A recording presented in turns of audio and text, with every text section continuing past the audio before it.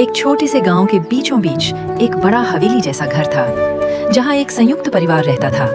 लेकिन घर में प्यार धीरे धीरे कम होता जा रहा था। घर की बड़ी बहू गीता सीधी सादी और मेहनती थी। वह सुबह होते ही पूरे परिवार के काम में लग जाती थी। लकड़ियां इकट्ठी करना मेरी रोज की मजबूरी है।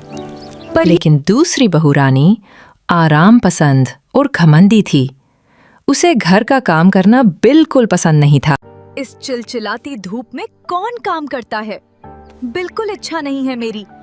सब बेकार हैं। फिर एक दिन गांव में बड़ी परेशानी आ गई। लकड़ियां और ईंधन मिलना बंद हो गया। पूरे गांव में खाना बनाना मुश्किल हो गया। हे भगवान, हमारी परीक्षा क्यों ले रहे हो? छोटे बच्चों की भूख और आंसुओं ने पूरे परिवार को अंदर तक हिला दिया था।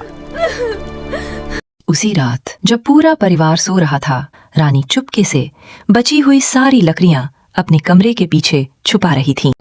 सूखे ने सब कुछ छीन लिया है। लेकिन गीता ने हार नहीं मानी। वह गांव के बाहर सूखे खेतों में गई और वहां से सूखी टहनियां और उपले इकट्ठा करने लगी। इस भीषण गर्मी में जहाँ सूखे खेतों में कुछ न था, वहाँ भी वो हिम्मत न हारी। पर कुछ लोग उसकी मजबूरी पर हंस रहे थे। थोड़ी सी लकड़ियों से गीता ने छोटा सा चूल्हा जलाया और पूरे परिवार के लिए खाना बनाया। उधर रानी का छुपाया हुआ सामान भी खत्म हो चुका था।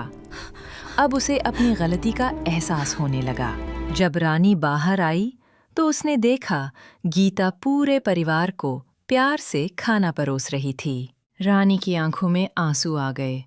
वह गीता के पास गई और बोली, माफ कर दीजिए, मैंने जो किया उसके लिए मैं शर्मिंदा हूँ। कृपया मुझे माफ कर दीजिए। उस दिन के बाद रानी पूरी तरह बदल गई।